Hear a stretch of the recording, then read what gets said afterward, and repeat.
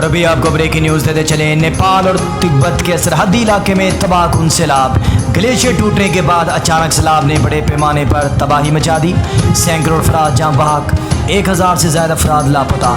सैलाबी रेले ने घर, सड़कें और पुल बहा दिए। मुतासर इलाकों में रेस्क्यू ऑपरेशन और तलाश जारी है। हुकाम ने मज़ीद सैलाब और लैंडस्लाइडिंग के ख़तरे से खबरदार कर दिया। मज़ीद अपडेट्स के लिए देखते रहिए FN TV।